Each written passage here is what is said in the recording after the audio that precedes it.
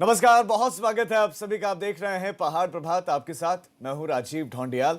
शुरुआत करते हैं इस बुलेटिन की। सबसे पहले आपको देंगे बड़ी खबर, देहरादून से खबर। कैबिनेट मंत्री हरक सिंह रावत के विभागों की समीक्षा होने वाली है आज। ये खबर बहुत महत्वपूर्ण, हरक सिंह रावत के विभागों की समीक्षा होने वाली है आज। सीएम अब से थोड़ी ही देर बाद हरक सिंह रावत के पास जो विभाग हैं उन विभागों की करने वाले हैं समीक्षा, और सीएम अलग अलग विभागों की लगातार समीक्षा भी कर रहे हैं। और इसी कड़ी में नंबर आ गया है हरक सिंह रावत का। हरक सिंह रावत के पास बहुत से विभाग हैं और इस बीच में अब उनके विभागों की समीक्षा करेंगे मुख्यमंत्री। और ये बहुत महत्वपूर्ण उस वक्त में हो जाता है जब तकरार, नाराजगी देखने को मिली। हरक सिंह रावत, मुख्यमंत्री हरक सिंह रावत नाराज हैं क्योंकि श्रम बोर्ड अध्यक्ष पद से उनको हटाया गया, उनके करीबी दमयंती रावत को हटाया गया और फिर नई नियुक्तियां। नाराज हरक सिंह रावत चल रहे हैं। अपने विभागों के कई कार्यक्रमों में वो शामिल नहीं हुए, हालांकि कल के कार्यक्रम में शामिल जरूर हुए थे, लेकिन अब से थोड़ी देर बाद समीक्षा करेंगे मुख्यमंत्री त्रिवेंद्र सिंह रावत। देहरादून से ही एक और बड़ी खबर, आज त्रिवेंद्र कैबिनेट की महत्वपूर्ण बैठक भी है। त्रिवेंद्र कैबिनेट की बैठक आज, और कैबिनेट की बैठक में कई प्रस्ताव रखे जा सकते हैं और कई अहम प्रस्तावों पर मुहर लग सकते हैं। शाम को 4 बजे का वक्त जब कैबिनेट की यह बैठक होगी, सचिवालय में अहम प्रस्तावों पर लग सकते हैं मुहर। बैठक के बाद प्रदेश सरकार के प्रवक्ता मदन कौशिक मीडिया ब्रीफिंग करेंगे, मीडिया के साथ जानकारी साझा करेंगे कि कैबिनेट की बैठक में निर्णय क्या लिया गया है।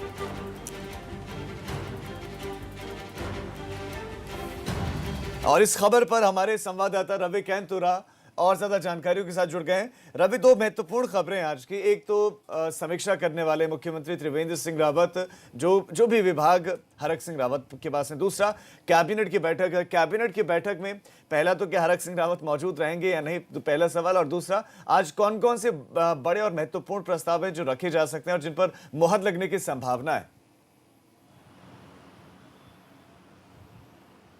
जी बिल्कुल राजीव, पहले बात कर लेते हैं कि जिस तरीके से मुख्यमंत्री 29 अक्टूबर से 18 नवंबर तक उन्होंने एक अपनी कार्य योजना बनाई है कि वो सभी मंत्रियों के विभागों की समीक्षा करेंगे।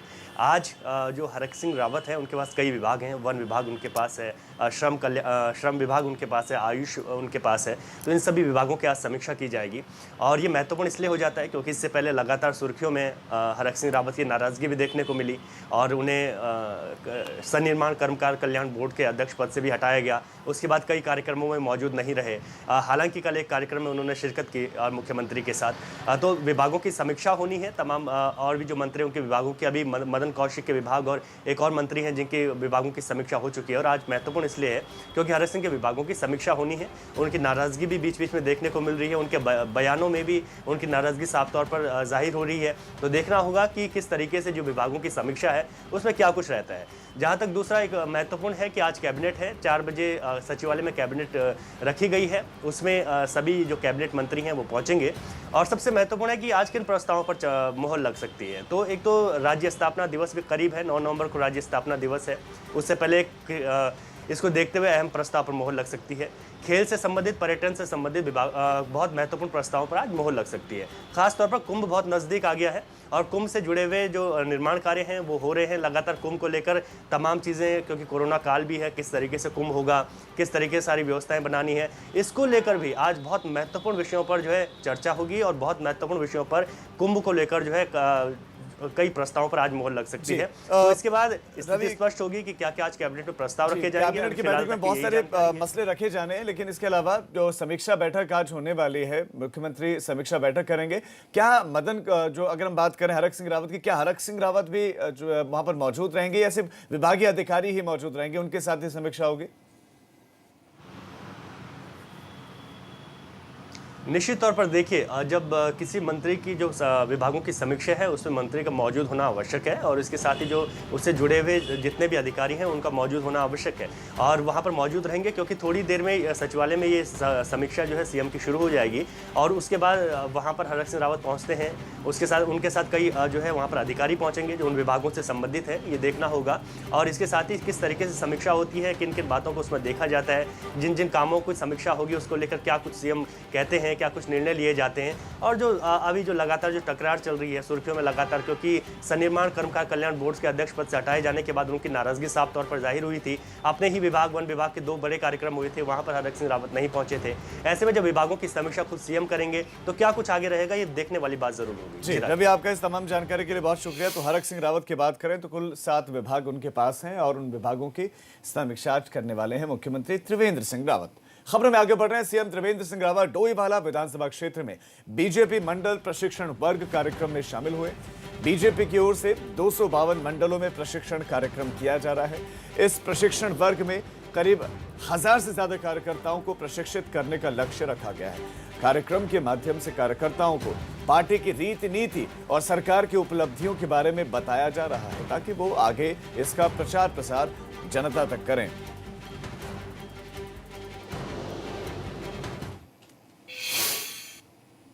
एक बड़ी खबर आपको दे दें, आज टिहरी के दौरे पर हरीश रावत रहने वाले हैं। हरीश रावत टिहरी के दौरे पर हैं।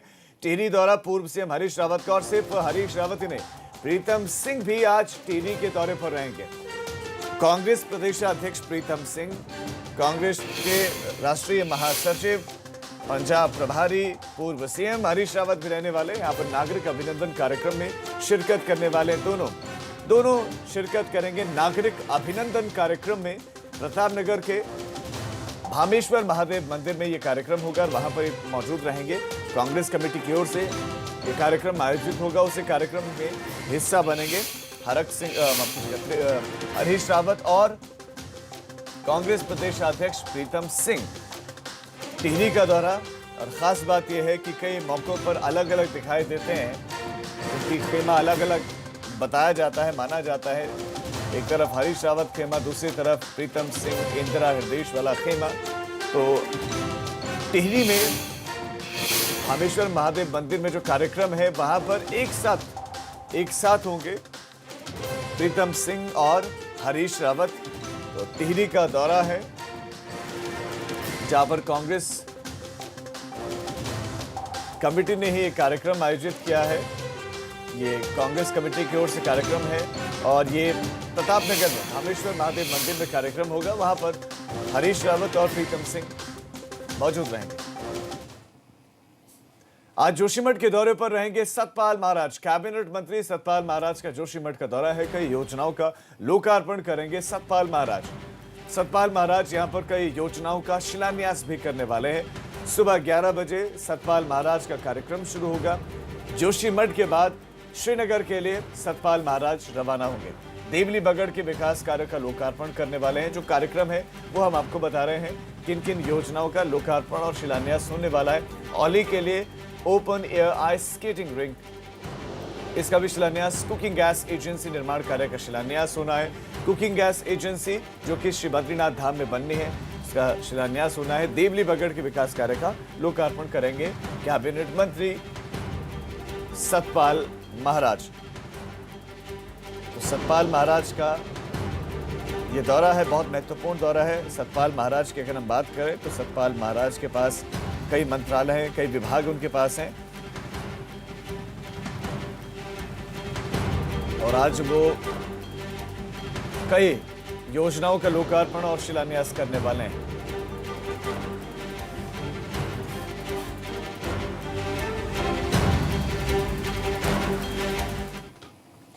पहाड़ी इलाकों में हुई बर्फबारी से बढ़ी ठंड और मैदानी इलाकों में कड़ाके की सर्दी अब पड़नी शुरू हो गई है। पहाड़ों पर बर्फबारी और बर्फबारी का असर मैदानी इलाकों में ठिठुरन बढ़ रही है। मैदानी इलाकों में भी कड़ाके की ठंड और कुछ जगहों पर कोहरा भी अब देखने को मिला है। बद्रीनाथ धाम में पारा 0 से नीचे जा पहुंचा है और कल दोपहर के बाद बद्रीनाथ धाम में मौसम बदला था। बद्रीनाथ में नीलकंठ, नर नारायण, नंदा देवी समेत कई इलाकों में बर्फबारी हुई है। पहाड़ी इलाकों में बर्फबारी के बाद से ठंड बढ़ गई है। निचले इलाकों में बारिश के बाद ठंड बढ़ गई है और अब आने वाले दिनों में ये ठंड और बढ़ सकती है।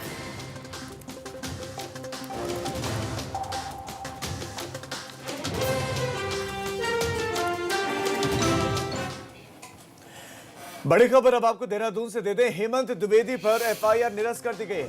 हेमंत द्विवेदी पर जो एफआईआर की गई थी उसे निरस्त कर दिया गया है।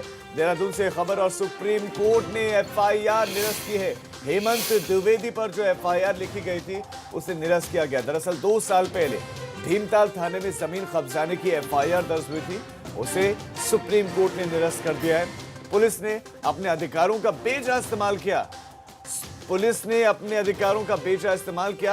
द्विवेदी सुप्रीम कोर्ट गए थे और सुप्रीम कोर्ट ने जिलाधिकारी नैनीताल को जमीन की पैमाइश का आदेश दिया था। हमारे साथ हमारे ब्यूरो चीफ अजीत राठी ज्यादा जानकारी के साथ जुड़ गए। अजीत, पूरा का पूरा मामला बताइए कि कहां से शुरू हुआ था, मामला क्या था? राजीव, देखिए 2 साल पहले, चूंकि ये मामला 2 साल पहले का है और हेमंत द्विवेदी वरिष्ठ भाजपा नेता रहे हैं। वो टीडीसी है, जहाँ बड़ा उपक्रम है, उसके अध्यक्ष भी रहे नीतीश सरकार में। तो 2 साल पहले उन पर एक एफआईआर लॉन्च कर दी गई कि उन्होंने जमीन कब्जाई हुई है, जहां उनका नैनीताल के आसपास होटल है, कि उन्होंने ज्यादा जमीन पर कब्जा कर लिया है। एफआईआर हो गई और 420 का मुकदमा दर्ज कर लिया गया, जबकि 420 का मुकदमा परस्पर जमीन किसी चीज की खरीद फरोख्त पर धोखा देने पर ही होता है, लेकिन तमाम वे संगीन धाराएं इसमें लगाई गई जो उस पर बनती भी नहीं थी।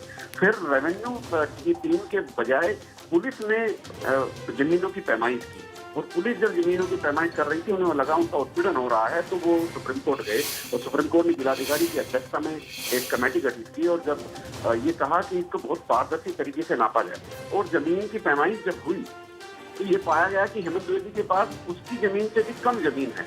तो लेकिन चूंकि इसकी पृष्ठभूमि में बहुत सारी चीजें थी, भारतीय जनता पार्टी की सरकार में जो अंदरूनी उठापटक चल रही थी, तब ये एक चर्चा आम हो गई थी कि हेमंत द्विवेदी के खिलाफ विद्वेष भावना में आकर यह मुकदमा दर्ज करा गया है।